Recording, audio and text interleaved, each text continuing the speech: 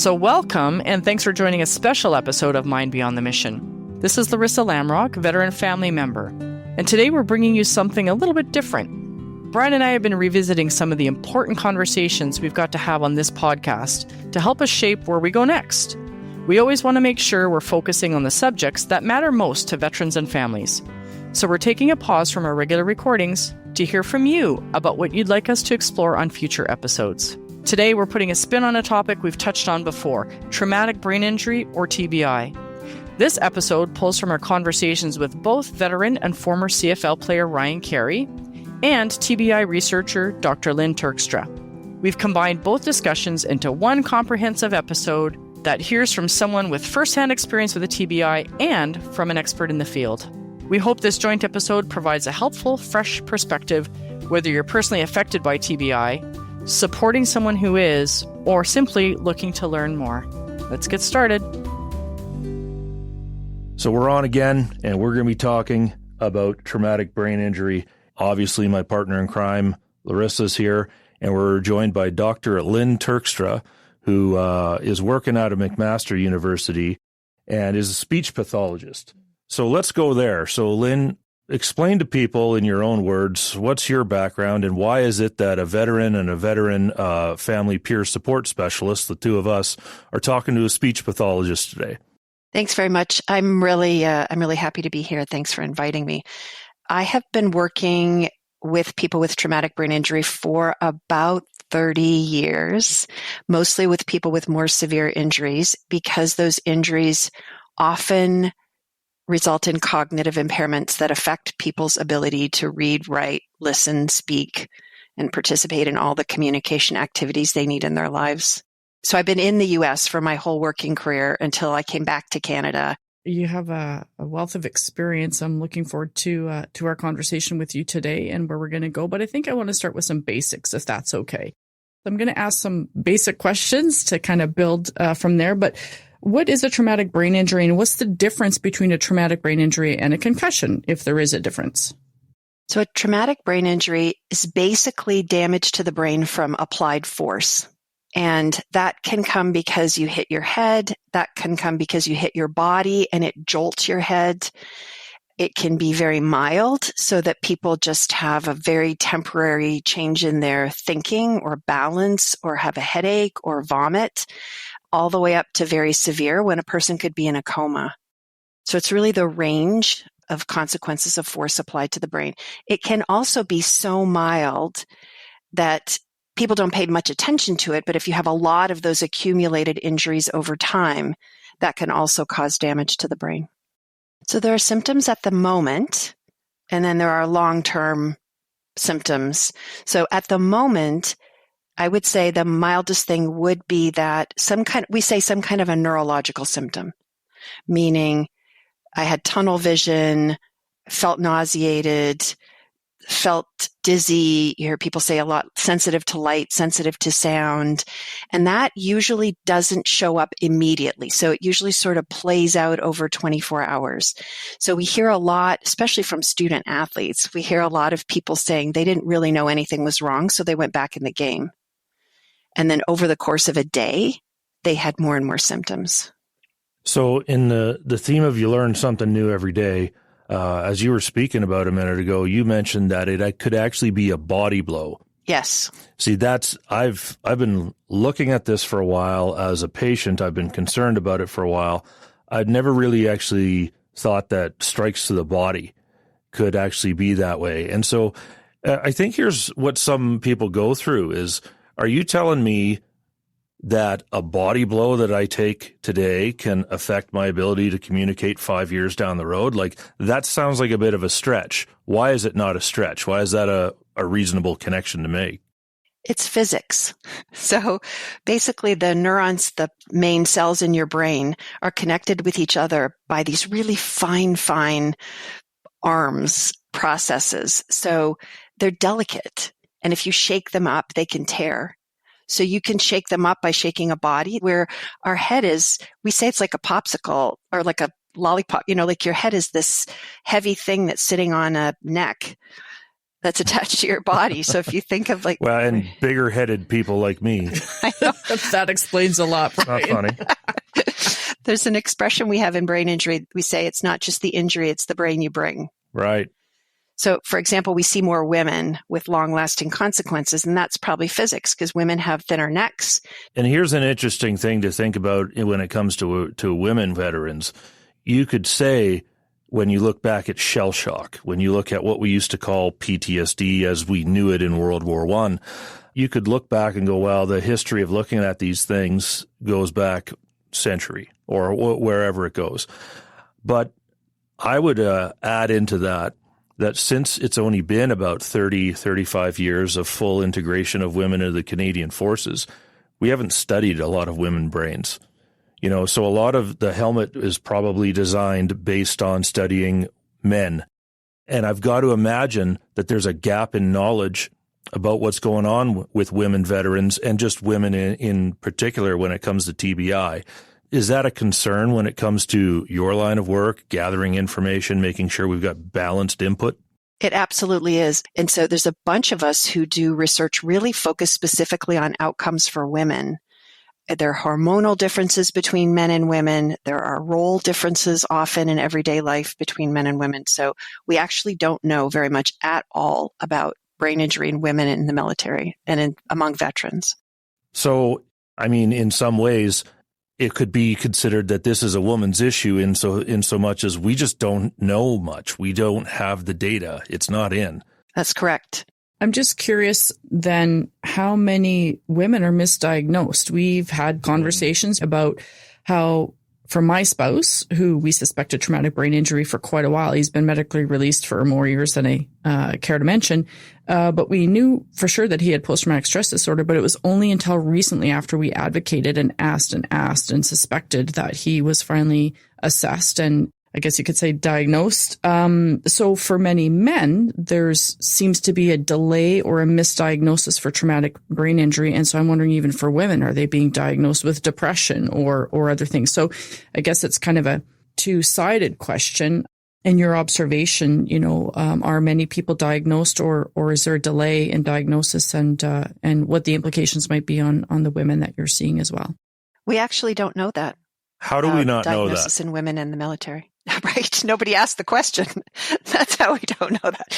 I know if you look at who we see for cognitive rehabilitation, we see a lot of women, and they certainly will report not having been diagnosed. Yeah, but we've never compared men and women. It's a really good question. I can't imagine it's better for women because I feel like if your family doc's not asking, they're not asking anybody. You work in this space. You've been around this for a while. You worked with veterans. These are hard jobs. They're tough on the body. Why are we at this position sometimes of thinking, well, it's just tough on the body? It's a military mindset, right? Right. You tough it out. People are there to serve. They don't want to let down their peers in any situation, in combat, in training. That's what I've encountered. It's difficult, though, because there's been such a firewall between military and civilian information.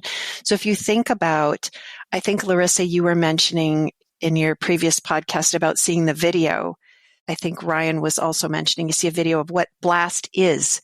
I can tell you, we don't see those videos in the civilian sector.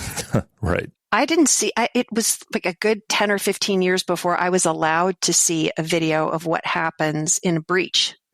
And so we just didn't know. Here's one thing I want to ask you. There's a lot of different ways we come towards an issue. Like, you're a professional, you're also a citizen, right? You hear things. When someone says, my grandpa was in the war and he doesn't talk about it, what is the speech pathologist in you hear? Well, I think the first thing I would hear would be the psychological trauma, right? I think that's where probably most people out in the general public would think, oh, the psychological trauma of the war. I think the thing that I would hear that would make me wonder about brain injury would be my brother, cousin, spouse, dad did military service and is just not the same person they were, is having trouble managing, like everyday things that used to be difficult, can't tolerate it when there's a lot of people in the room talking, has these outbursts of temper for reasons I don't understand that seem really out of proportion, or it seems really depressed. Those are the things that would make me think, I wonder if that person had a brain injury and it didn't get picked up. Yeah, and I think, like in our experience, as I mentioned, my spouse has PTSD, and I'm learning more. These conversations are really teaching me a lot that there can be a little bit of overlap in symptoms. And I think many veterans don't understand the differences or the overlap or the similarities, and certainly family members don't. And just as you were chatting, something that I picked up on with my spouse was that we'd be in a conversation and I would convey something to him. I'd say something to him, and there'd be a delay. And then he would respond. And I assume that was part of PTSD, that he maybe was symptomatic and he was trying to deal with his symptoms or whatever the case is. But I learned that I give him information. He has to stop and process and then formulate his answer and then respond. And it's sounding like the more that I'm learning, maybe that wasn't PTSD. Maybe that's traumatic brain injury. That's a very common complaint after a mild traumatic brain injury. I would say one of the most common findings across military and civilian sectors is slow thinking speed. So you might hear slow speed of processing. That's the sort of term you'll see in the research literature. But what you're describing is exactly that. This delay in sort of putting together what someone has said. And it shows up in lots of different ways. It shows up in forgetting because you went on to the next thing and I was still thinking about the first thing. So I missed the next thing you said. Right. And it shows up in, I can't follow you in a conversation. I don't want to be around a lot of people because when they're all talking, I can't keep up. I wonder, is there circumstances with the wounded brain that I might actually have the thoughts in my head, but I can't actually spit those out into words? That happens to me. But I'm wondering is that part of this or is that just a Brian problem? I can't say that if it's just a Brian problem. I will say that word finding problems are up there in the top 3 things people complain about. And it might be part of the same issue of speed. You're trying to process what the person's saying. You're trying to get your own thoughts in order. You're trying to find the right words, and it's not happening fast enough. So for a lot of people, if they have extra time, they can find the words. It's in the moment. And then you get frustrated. And so the more frustrated you get, the worse it gets. So what can we do about this? So I work in cognitive rehabilitation. It's kind of unfortunately named because cognitive rehabilitation sounds like we're fixing your thinking. But there isn't a lot of evidence that this sort of training your memory helps people in everyday life. So there have been a few studies looking at things like brain games and do they actually help, but they don't seem to transfer to solving your everyday problems. So people get better at the games for sure. And when you're playing the game, you might realize, oh, you know what? I'm better if I turn the TV off in the background while I'm playing the game. So playing the game might teach you there's a strategy you could use. But what's really helpful is learning strategies to help just manage your everyday thinking. And that's where people like me, speech language pathologists, also occupational therapists, can really make a big difference.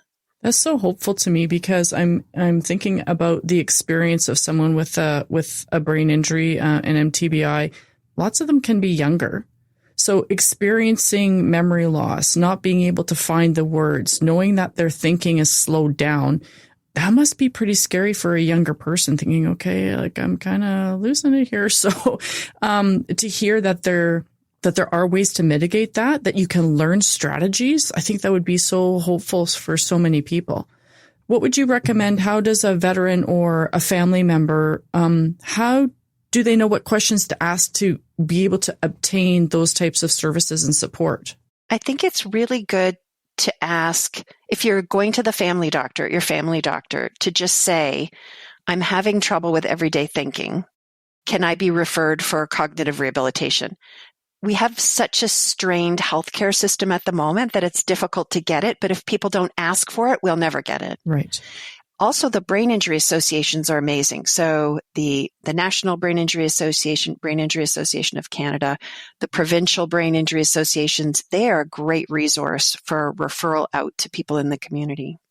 One of the things I'm happy to hear in this discussion is, you're not necessarily saying it's these massive endeavors people can't do. You're picking up on the fact that it's the daily living. I remember one day for me, when I was very recently back from overseas and people were trying to figure out what's wrong with me. I was trying to figure out what was wrong with me. I had to change a tire on the highway and on the driver's side. So as I pull over, it's somewhat dangerous. Cars are flying by.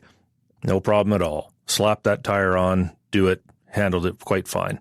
But where I was going to a shop to get a frame done, just for a photo or something like that. And when I got in there and they started asking me, what kind of mat do you want? Do you want it this big, that big, this contrast, this color? That took me down. It was the fact that I was being asked, 3 or 4 questions at once, not in a brain space that I was in. So some people might look at that and go, well, that changing the tire by the side of the highway thing is what would be the most bothersome. Actually, no. For me, I was quite calm there. But I was almost breaking down in tears as I'm trying to figure out this minor task. Is that common with people that have had a physical injury to the brain? Yes, it's unfortunately very common and so easy to address in some ways if you understand what the problem is.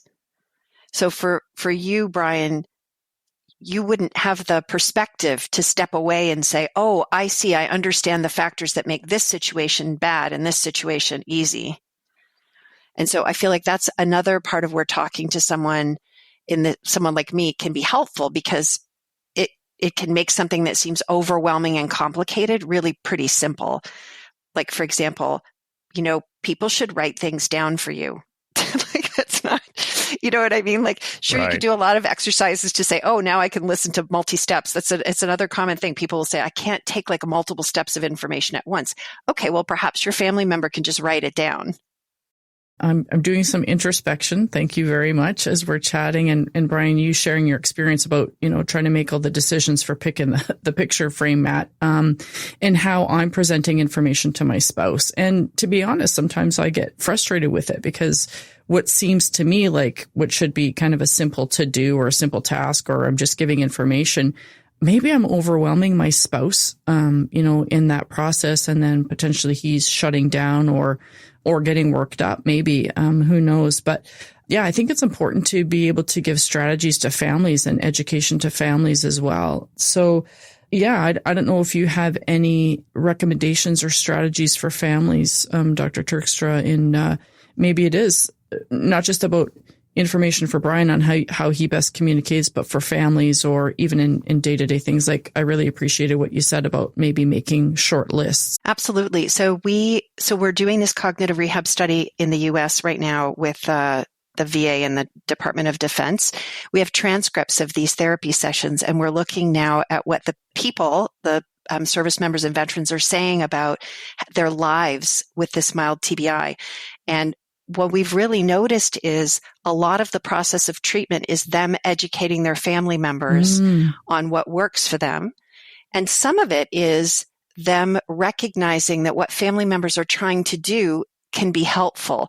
Just to give you an example, I was looking at a session the other day where a veteran was saying, yeah, my wife makes a calendar, but I never really feel like I need it. And then he just forgets to pick up the kids. And so part of that process is, you know what, that calendar is actually pretty helpful. Mm-hmm. And we can see by the end of the therapy that the family together is using the calendar. And so we see a lot of stress and conflict with families where either the family doesn't recognize the problem or the family does and the person doesn't recognize the problem. So at home, my wife and I were a blended family. So there's 4 kids and they're at different schools. And then you had the elementary and the high school. And something that, like, when my kids hear this, they already know where I'm going to go with this. I'm going to talk about Wednesday morning. One school's got late start. The other's got early start. The other one's got early dismissal. This one's got a late dismissal. And then they stagger. It got to a point where it's like, honey, Wednesday, you got it. I'll do all this other stuff. I'll pick up the dog turds in the backyard. Like, I'll just do things that aren't Wednesday. This is not a complicated thing, by the way. I used to run a platoon of 34 people with some pretty in-depth who's where, and he's at the medic, and these folks are on leave, and you just constantly feel like you're the band conductor with these folks, and you get good at it. And now I can't figure out who's going where on a Wednesday. I'm not a dumb guy. I can manage things, and yet I find myself sometimes falling apart. Now, this happens. I don't have a lack of care or love for my kids. I just screw it up all the time. That's such a great example of the difference between before and after you've had an injury or multiple injuries. We think about it like a jar full of pennies, that when you have an injury, like you need all your pennies. I don't want to say marbles because that sounds like, you're losing your marbles. But if you need everything in that jar, you have brain injury and you've scooped out a bunch of those pennies. So for us, what cognitive rehabilitation does is help you make the best use of the pennies you have to take some tasks that were costly before, make them automatic. So if you can offload your multitasking to a calendar that's on the wall, you have more brain resources left to think about other things in your life. But if you're spending all those pennies trying to figure out where the heck your kids are going to school, you don't have a lot left. And then what happens relationship-wise? Like, what would you think if Steve, goes to the wrong place that he's supposed to have gone every day? I appreciate what you said, is that, you are an intelligent guy, and you're a loving father. Thank you. Committed to your kids. Great looking, too. I didn't go there, and I just realized it's recorded that I said that you're intelligent. But even as you were saying that, I know that about you, but as a family member, maybe as the spouse, I would be frustrated. Isn't it important enough to you that you would remember where to pick your children up in each place? So potentially it could create frustration within the family dynamic. It could create maybe resentment within the family dynamic. And I think that's where it's so important to include and educate family members along the way, because that resentment could be, now I have to do everything on Wednesday. So, I love what you were talking about, Dr. Turkstra, about, that program that you were chatting about where the veterans, you encourage them to kind of include and discuss it with their families, and hopefully giving them the tools and strategies on how to do that, because how do you have that conversation? Absolutely. I can see where it can impact family dynamics and relationships, not just between the spousal partners, but what are the children thinking? Dad forgot me at the school kind of thing. I want to go back to something you said about PTSD versus TBI and symptoms. So I don't think we'll ever resolve that. So you might know that doesn't give me too much hope, Doc. Well, no, there's a follow-up hopeful comment. There's been a massive effort in research to come up with biomarkers that will separate PTSD versus mild TBI. In the complicated lives that Canadian Armed Forces members and RCMP members live in their training, I don't know that it will ever be possible to disentangle them. They have similar effects on the brain. However, we have treatment strategies for both. So the PTS treatment, we know we have effective treatments. If the PTS treatment isn't resolving the person's everyday cognitive challenges, we'll do cognitive rehab. If the cognitive challenges are the big ones, we'll start with that, and then we'll see if that alleviates the stress. So as we're kind of ending our conversation, thank you so much. I've learned so much, and have some considerations to make when I'm supporting my spouse. He'll be happy to hear, I'm sure.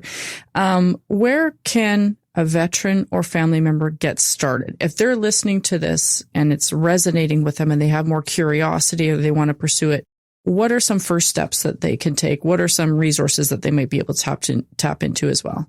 I mentioned the brain injury associations. I think that's a really great first stop. You could just Google brain injury association of whatever province you happen to be in. They're all good starting points. I hope people in your profession, but also on the clinical side, start to realize when you encounter a veteran, please start thinking about this right away.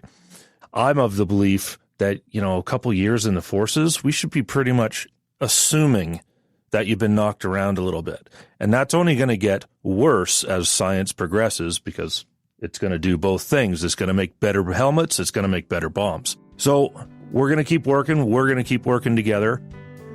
A big thank you to Lynn for helping us understand the impacts of traumatic brain injury. Now we're going to hear from Ryan Carey, a Canadian Armed Forces veteran and a former CFL player who has his own personal experience with TBI. As I reached out to people in the community and I said, I need to know more about this, who's the guy? And they all said, well, you got to phone Ryan Carey. We've got the man, Ryan Carey, in person, and we're here talking about TBI, and Ryan's going to introduce himself. I'll give him a little plug here. Obviously, he's here because he's a veteran and used to wear a jersey, one we might recognize. Why don't you start there?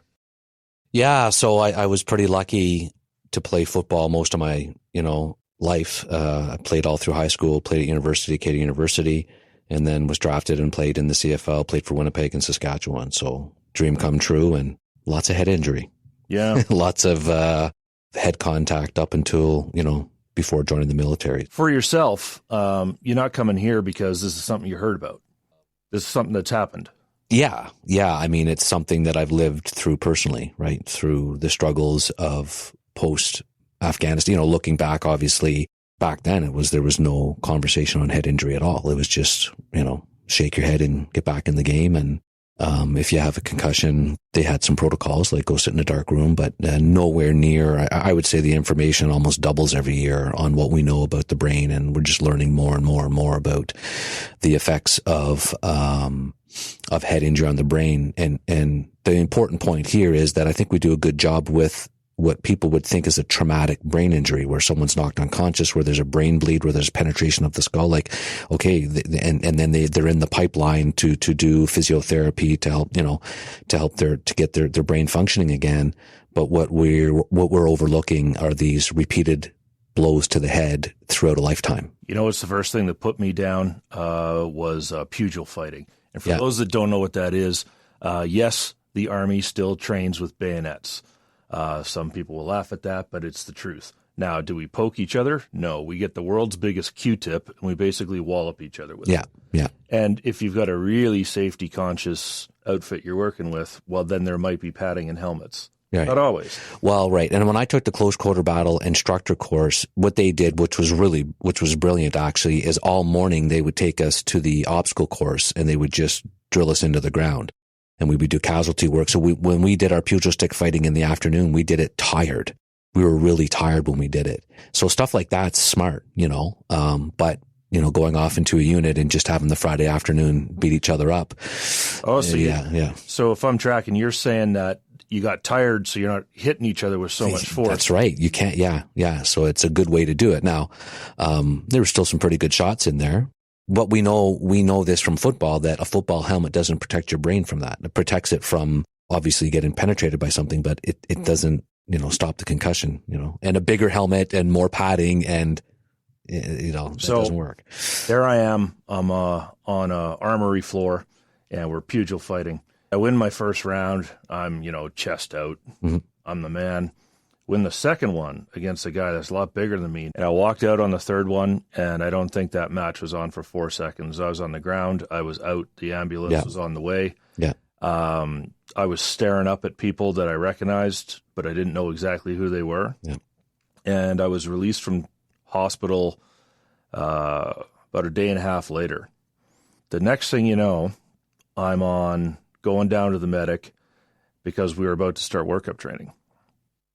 And I was given a clean bill of health, off to Bosnia. Years later, when I started asking about, hey, what's going on, headaches, neck pain, all this, the answer I actually got was, well, you got better. You got good enough to deploy. Mm-hmm. So how bad could it be? And I'm watching as I'm saying this, and Laryssa's eyes are starting to realize, you guys do what to each, what are you beating each other up with Q-tips for? And there's no pretest. I mean, they can't determine that. If there's no pretest that you do, and then, a cognitive test that you do, how can they say that you've gotten better or not gotten better? So these are types of things that we should be talking about. And I'll reference, I think pugil stick fighting is excellent. It's great, for a lot of things. And it comes down to coaching. Do you have to hit in the head? No, you're teaching people to fight with a bayonet. I mean, I'm an instructor. I there's things besides hitting the head, because then people start focus on hitting the head. And it's like, and then it turns into that. Right? So, Laryssa, your eyes just got a little wide there about a minute ago as we're talking about beating each other up with Q-tips. Yeah. Yeah, and I think I was curious a little bit, Ryan, about we touched on your career in the CFL, and you've just kind of skimmed around your military experience. So I think that's something that I just wanted to explore a little bit, because you mentioned lifetime of injury and head injury. So I'm just curious about what came first. Your experience in the military, just for folks to understand a little bit more about your experience, and then I do kind of have a question about those injuries and people either just saying, well, you're good now, or to shake it off. But yeah, if you can tell us. So I mean, I think what happens, when I went through training, obviously was exposed to weapon signatures from the 84, from the 25 millimeter, and don't forget also us bouncing around in the back of light armored vehicles. We did pugil stick fighting in training as well. And then, that doesn't really stop. I mean, and it's actually worse for NCOs. I was an officer, so I get away from that, but still as an officer was exposed to all kinds of head injury. And we sometimes focus on the person that's firing the weapon, and anyone that's fired an 84 before will be like, yeah, we know it almost tears your head off. But don't forget, you've got a number 2 on the 84. You always have a number 2 with you. And then you have an ARSO, an assistant range safety officer. They're all getting it. Right. And so if you take someone that's been in the ranks, they've been a private, they've been a corporal, which they shoot way more because that's their job. My job is deploy the weapon system. Their job is to shoot it. Then they become a corporal and they start training to become a master corporal, to become an ARSO on a range. And then as a master corporal, they're an ARSO range. As a sergeant, it's not until they're a warrant officer, but they've had all of this exposure. Not to mention, just think of all the other things. They could very well have been paratroopers. I mean, you don't land softly when you jump out of you come down like a lawn dart. How many of them are whacking their heads? And your helmet keeps following you till it hits your head. Right. There you go. Yeah, we were talking earlier about that cumulative effect that could also be a traumatic brain injury. It's not necessarily just like that one specific incident or accident. So it sounds like the picture you're painting for me is that, pugil stick fighting, which is, over the course of a career as you're developing that skill and that training, but also all of these other things that are just drops in the bucket, another drop in the bucket, another drop in the bucket. That's exactly it. Yeah. And then on top of that, maybe there is the fall out of the back of a vehicle or a blast injury. Oh yeah. And don't forget, like a lot of the doors that are on these, they're heavy. Like I know of a girl who got hit by a door, like a metal door, like there's just, it's an environment where there's danger. And I think a lot of people too may listen to this and go, "Oh, we have to get rid of pugil stick fighting." And we get, no, it's not that. It's not that. It's letting commanders know and letting people in leadership know that, look we always talk about, there's a general who said, how long does it take to train a warrant officer that's in the military for 20 years? And we're like, well, 20 years. Right. And so that's when you're going to start seeing these cumulative effects. And then what happens is they go in, they start, because it's easier now for people to come forward to start saying, hey, I think I'm having some problems here. I need to speak to somebody, but nobody's identifying the head injuries. And so now they started to get treated for PTSD and they get all these pharmaceuticals and nothing's working and they get frustrated and that can lead to all kinds of problems, because the side effects of anxiety and depression are similar, but the treatments are different. There's different treatment. Yeah. So there's a couple of things you said I want to pick up on here. And I'm going with the most bare bones honesty. Shooting the 84 is fun, right? Yes, absolutely. Right. And I just want to pile on there so I don't forget that we're talking combat arms specific because we're combat arms specific. But I mean, the Navy bouncing around in a ship, I've heard of Navy guys have told me getting strapped in and bouncing around in a ship because the ocean can toss a huge ship around. In the Air Force, the G-forces that the pilots are facing, or the people on the ground that are around the rotor blades of choppers. So this isn't just a combat arms thing, Yeah. Well, and you mentioned the door. Like, we're not talking about the door in your kitchen cabinet. We're talking about a 240-pound door designed to keep out a blast that's trying to kill that tank or that carrier. I like the fact that you're admitting that a good army is still going to pugil fight tomorrow. Yeah. It's going to shoot its weapons. Yeah. It's not going to not do that. Yeah. We've got to do these things, because if we don't, then we're sending people into circumstances where they're not trained, they're not ready. Right. And let's take breaching. Do the breachers need to be right by the breach in training every single time it goes off? I don't have the expertise in that. I'll let the commanders decide that, because I know when you breach, you want to get in as soon as possible. Yeah.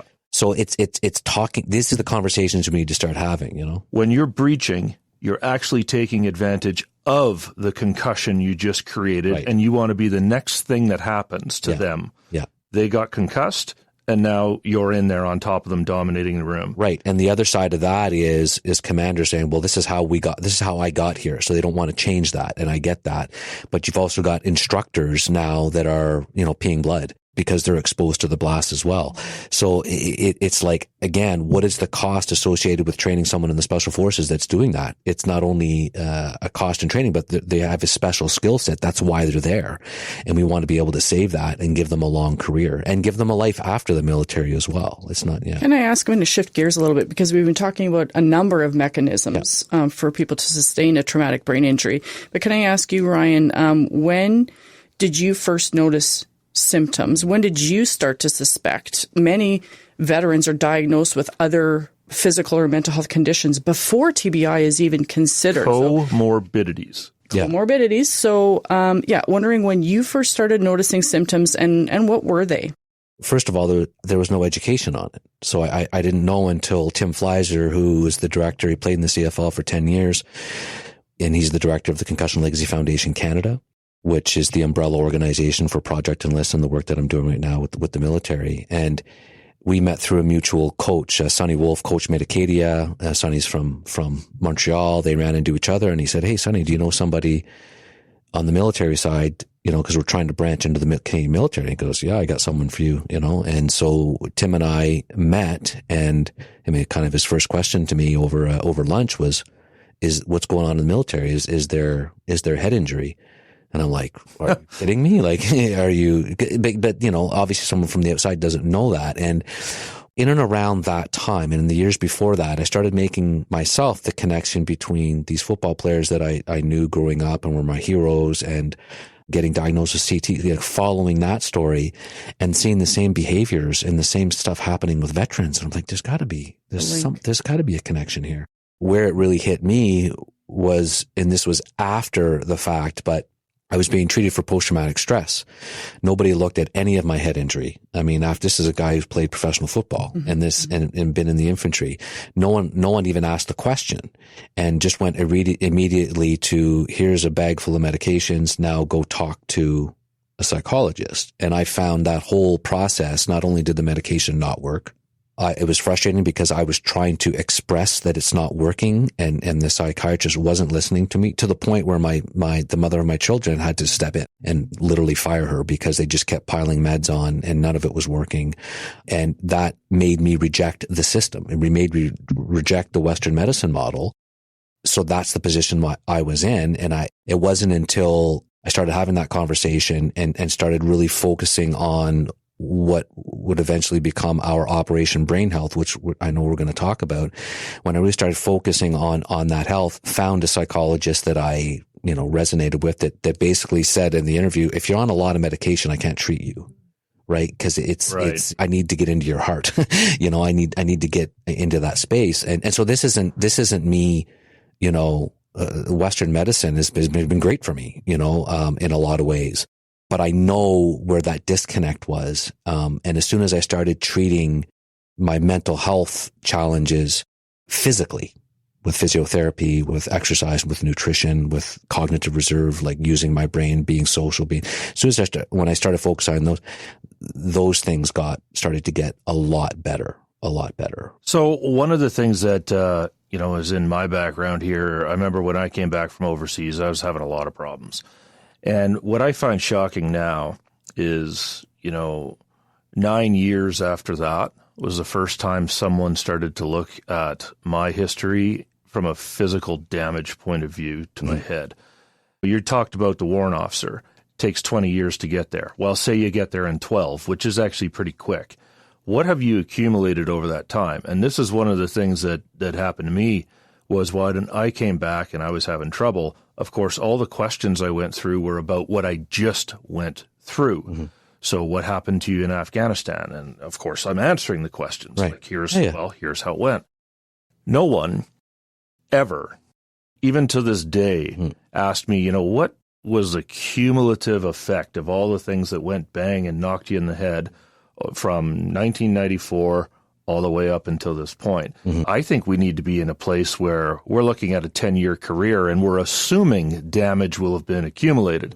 And that's kind of some of the stuff we've talked about. I mean, and I think from a football perspective, how many hard tackles did you take from elementary school, first time you played football, to the time you left, and you'd lose count. Yeah. That's what we need to be looking at. Yeah, exactly. And I think also giving, since we're talking about veterans, so we'll talk about veterans that are struggling with their mental health, giving them things that they can do so that they are preparing themselves for their therapy, whatever that therapy may be. You have, what's your 50% or your 25%, whatever. What are you going to be putting into that, that's going to help you recover from what you're dealing with? And then you can let the professionals sort out, okay, is this coming from head injuries?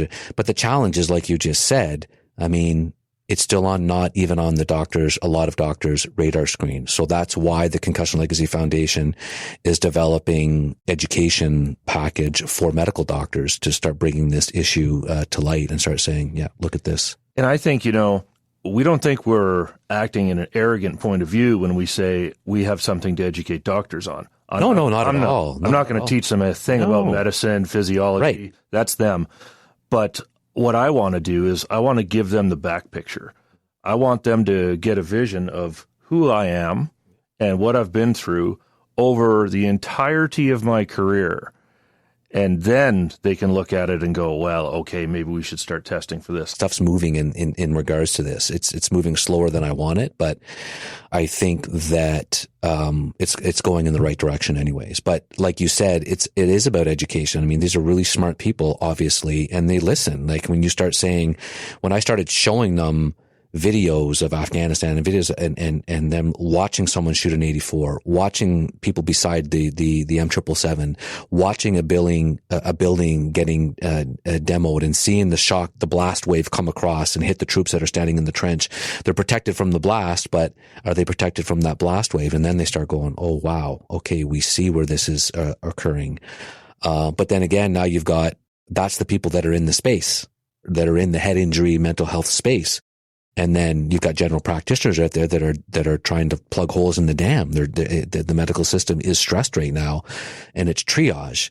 And how do you train doctors in this? Because they're busy. And this is all the stuff that we're trying to figure out. Yeah. I think there's also some general understandings too, right? Like if you would take us back to the 90s and some 25-year-old walks into a hospital, says, I've been blown up in a war, you might think that he's making it up. Mm-hmm. Well, they're not. Yeah.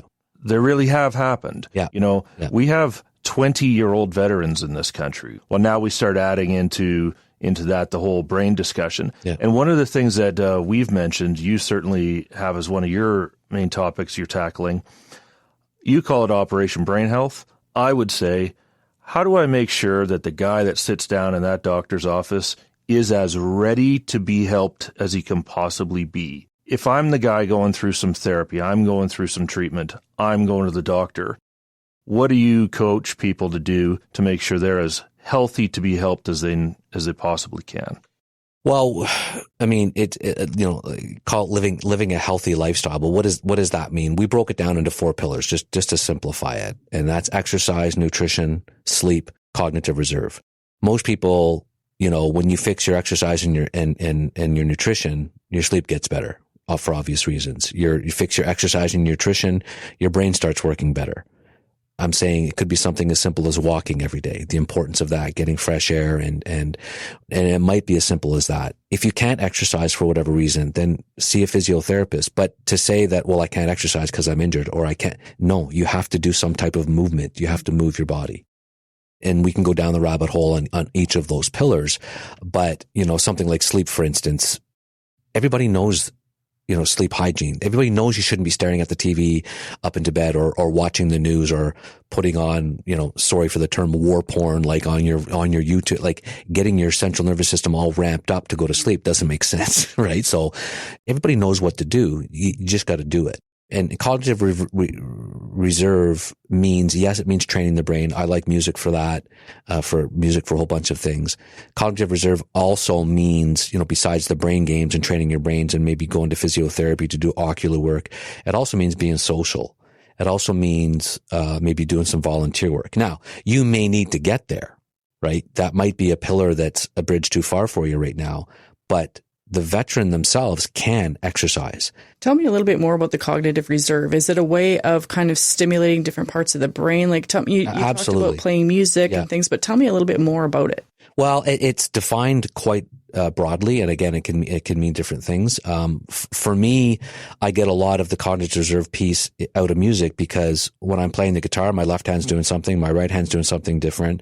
I'm trying to sing kind of between the notes. Where's the pauses? I sometimes play harmonica. It also makes me social because I go out and I play with other musicians at open mics, and I promote musicians for music for vets, like any type of music for vets. There's a way of taking something that is obviously good for your brain, but it's also tied to something. Because again, if you're going to isolate it, one of the most dangerous things is isolation. We know that. And so to isolate at home, and so say it's woodworking you want to get involved in, and then you just isolate in your shop and well, okay, sure. Part of that is that isolation. That's the practice part, I guess. But then you could turn that into, going out and doing that with veterans and something, and maybe in peer support. Have some type of a new mission, a new task, a new purpose in your life. And you can do that through the cognitive reserve pillar, right? And again, each of them can mean something a bit different. It doesn't need to be like, oh, this is what exactly cognitive reserve is. These are all easily looked up on the internet as well. But I can tell you from experience in peer support over the years, when someone's falling off, I always go right back to okay, are you doing those 4 things on a daily basis? I wonder if as we're going through this discussion, it's almost a little bit scary, right? You're the mom of a reservist. Mm-hmm. You got a young lad there that's embarking on what we're just describing is potentially injurious, right? Like, well, and what happened before? A lot of people that join are athletes. They were athletes before. They played hockey or rugby or soccer. Soccer's a culprit that, like, for head injury that people overlook all the time, but young kids heading that ball is a problem. Yeah, exactly. We don't want to talk about the motocross accident. Thanks for bringing it up. Yes. Well, but this is part of the whole experience is that you've got this daunting task when you look at her career. I'm going to do all these things. And then what someone's telling me is like, okay, the best thing I can do is healthy living. I've gone through other health concerns over the last couple of years. The same thing's true there. The best version of that patient sitting on that bed is what I want to deliver to the docs. Right now, if you're struggling, if the treatments that you're under, if they're not working, okay, that's okay. But turn the evaluation on yourself. Are you exercising? Are you watching what you eat? How's your sleep? What are you doing in the cognitive reserve space? Like, assess yourself on that. And then from there, and I've seen this happen so many times that when veterans start focusing on those things, they use less medication, whether it's cannabis, whether it's pharmaceuticals, whatever medication they're using, they start using less of it because they don't need as much. And, that also forces a conversation, because when you start focusing on yourself like that, we can start talking about within those 4 pillars, we can start talking about, hey, you need to have an encounter with yourself to heal these old wounds. It's going to be a lot easier to do that if you're physically prepared for that. One thing I do after my psychologist meeting each week or every week when I see her is I get up and I go for a walk. I got to move that energy, because sometimes they're heavy, but you got to find a way to go move it, get that energy moving. And that's best done through exercise. We hear it all the time. Exercise is the best antidepressant. It is. I can't tell you how many times I'm freaking out in my house, anxious or depressed, and I go out for this long walk and I come back and I'm like, what the heck what was I anxious about? Something as simple as a walk can change your whole day. It can literally change your whole day. We're not talking about you have to have 20 years in the infantry for this to happen to you. In fact, it might actually be someone in your family. A car accident can do this, right? Yeah. Absolutely. We were going up to the north, so I was actually flying up to Mazar-i Sharif, town up in the north. Well known as one of the hottest places in the world. I remember we clocked it in at 56 degrees in the shade. Oh, very nice. Yeah. Unpleasant. We landed in a place called Camp Marmol. Then we went over to this place called Mamena. when we hit the ground, I thought we broke the plane. Yeah. Now, of course, I'm not an Air Force guy. I have no idea what kind of stress a hurt can take. But I thought we crashed. Yeah. No, it was just a hard landing. Yeah. And that experience sticks with me because in some of the work I've been able to do at Atlas, I've been able to remind people, smashing into the ground for hard tactical landings, that can cause injury. You've mentioned the door slamming onto you. One of the things that one of the gentlemen that's helping us on one of our research projects has brought up, small boat teams in the Navy. They're hitting those waves and just slamming, and it's coming up through their heels, up through their spine, and what's on top of that? Right.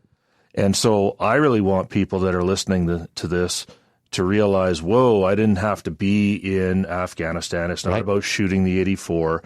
It's anything that can cause these injuries. So we have soccer players that are demented in the UK that played in the World Cup that don't even remember the games. They've done tests for CTE on soccer players and found like stage 3, which is like equivalent to what the football players in the NFL.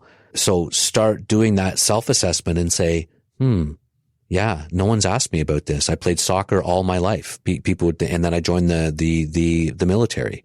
I was in the Navy, or I was in the and then start thinking about, okay, well, I don't know what it's like to be. I wasn't in the Navy, but I know talking to people in the Navy, like, oh yeah, they identify with it right away, and they've got weapon systems that they're firing as well, Air Force as well. So you kind of start asking yourself that question. And I do want to offer that Project Enlist does offer a support line, so you can go, and it's basically a patient navigation system where people can go and they can sign up and they can get sent to wherever they live, a physiotherapist, get the proper assessments done and get the proper treatment if that's a course of action. So if there's a veteran or people that are around them, their family, their close personal friends, and they've got some questions and they want to know more about what you know, where would you direct them? So they can reach me through Project Enlist. .ca. They can go to the support line if anyone can fill that out, whether it's a loved one or a caregiver. It doesn't matter. They can fill that information out. And but I can be reached through projectenlist.ca. We're on Facebook as well, on Instagram. And we're going to stay connected and create working together. Yeah. And so if they reach out to us at the Atlas Institute, we'd find a way to make that connection. Yeah, for sure. So that's kind of where we're at is, we're at this place where science will push and we're going to help push it. But awareness, that's where we need to be. And I really hope that when there's a vet out there and there's people that live with them and people that love them and there's running up against the wall, this treatment isn't working. I'm trying to get better, but I'm not getting better. That I hope that they can see this as something that, maybe we ought to look at that. And for those people out there that are medical practitioners, clinicians, what have you, I really hope that you can hear this and just start looking at this a little sooner. Mm-hmm. If we have no new science, but when a guy comes in front of you, when a woman comes in front of your table and says, I served in the Canadian Forces, I served in the RCMP, I would really like it to be a reflex that you start thinking about what's going on to that brain. Yep. And for the veterans that are out there, peer support is so important. Get involved in peer support. It really does help. It really does help. So, I did have the 2 last questions that I wanted to ask. And one of them was, maybe you just touched on it, what's one thing that you wish more veterans knew about TBI? The physical treatment, what they can do themselves instead of, looking out and maybe what they can actually do themselves on a daily basis to have their brain perform better. So yes, we're talking about performance, but again, we're not talking about you competing against anybody else. You're competing against yourself, right? So, and wherever you are along those 4 pillars, that's okay. Just keep trying to improve on that on a daily basis. Yeah. And, what's one thing that you wish more families knew about traumatic brain injury? That's where the best information comes from. They need to be involved in this conversation equally, because someone who's suffering, potentially like a veteran suffering from a brain injury, may not be able to even figure this out. Like, I've gone online with veterans and helped them fill out the form. Like, they can't process the information. So it might be a caregiver doing that. Right. And then the caregiver starts going in and starts seeing the information, and it probably starts to help them identify, oh yeah, okay, that's why he or she is acting or behaving in this manner. So everyone needs to be involved in this conversation, not only let's call them the patient, but like everyone that's surrounding that. Yeah, right. For sure. So I want to thank you for being here. This is expertise. There are a lot of forms of experts out there, but getting yourself ready to be helped is what you can do. Yes. And I really think, from the family perspective, because we're all in the brotherhood, if you will, I think I've got a better vision now of, hey, what might be going on with that guy that's disconnecting, the hermiting.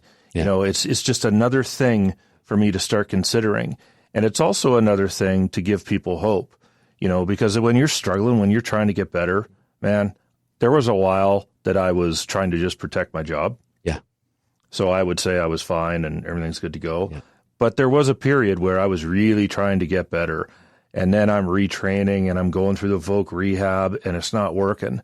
And man, that was when I was at a tough point in my life. Yeah. And I wish I'd have known then that, there were people on the file, that someone cares, that other people like sport and people that deal with accidents are also looking at it going, hey, what do the veterans have to say about this? Yes. That actually makes me feel a lot better to know that there's we definitely, veterans in this country have a voice in this space. And the voice is the leadership that veterans bring to it. Athletes always respect that. And athletes and veterans are work very well together. But this ties into a bigger piece to the Canadian public health. It's not just for veterans. The goal of Mind Beyond the Mission has always been to dive deep into the real issues experienced by veterans, former RCMP members, and families living with mental health injuries. We're dedicated to amplifying the voices of lived experience and having authentic conversations that are gritty, honest, and informative. So please help inform where we go from here and what we talk about next. You can reach out on our social media, email us, or reach out through our website. You can find all of our contact info in the description of this episode. So thank you for listening and letting us know how we can best support you.